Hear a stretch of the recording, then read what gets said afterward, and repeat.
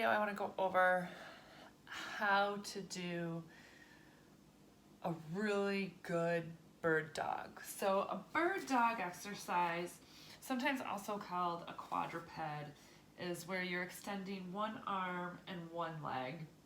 Sometimes we'll add movement to it. If you do yoga, sometimes this is called a spinal balance. And this exercise is just amazing for back rehab, hip rehab, core strengthening, core stability.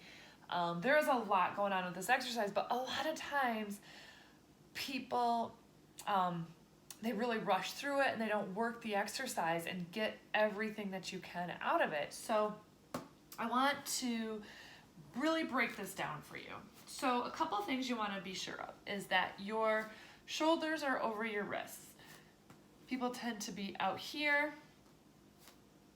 So make sure those are lined up. Fingers nice and wide and a little bend in those elbows, meaning they're not locked out, okay? So a little bend in your elbows.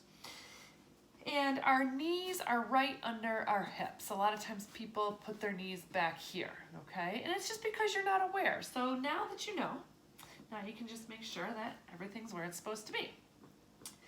And then we're gonna kind of keep an eye on the end of the mat so that my head is not down, my head and neck is neutral. And then from this position, I'm going to go ahead and get the hair out of my mouth and extend one leg out behind. So my toe is actually still touching the ground. From this position, before I do anything, I'm gonna check, all right, how's everything looking? How is everything level? Is my waistband level? Are my shoulders still level? And if they're not, I'm gonna make that adjustment. So sometimes this will happen and a hip will kind of come down. So we wanna keep those hips level. All right, so if I think everything's level, now I'm gonna go ahead and lift that leg up. It doesn't matter how high I lift that leg, the goal is to keep the waistband level. So I really don't care how high that leg is. I care that the hips are level. So if you're only lifting that toe off the ground a little bit, perfect, I don't care. This has to stay level because as soon as that toe leaves the ground, you've gone from 4 pillars of support to 3, and that core has to kick in and stop your hips from rotating. So if we can hold this leg up and still feel stable, still keeping our hips and our shoulders level, then we're gonna go ahead and kind of walk these fingers out of the opposite arm. And I'm thinking about my shoulders here. I don't want the shoulder coming up. I don't want to be rotating.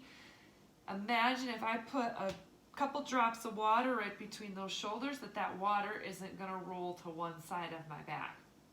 So I'm walking these fingertips out, and maybe I get to here and I start to feel a little rotation, then that's all as far as I'm gonna go.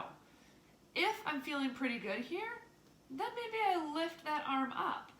And I've gone from 4 pillars of support to 2. And now I'm just gonna hold this right here. And then if I'm feeling pretty good, maybe I take a nice deep breath in. And exhale. And then we're slowly gonna bring that arm and leg back in. So that is a whole different experience than just lifting an arm out.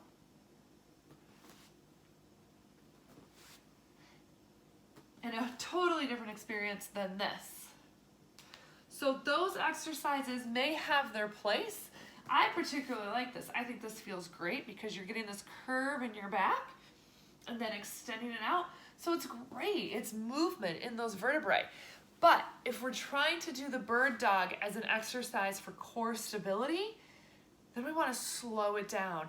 Not worry about how high an arm is, how high a leg is, but slow it down, work the exercise, feel that amazing core, and feel how all these muscles in your trunk can do so much work if we slow down and work the exercise.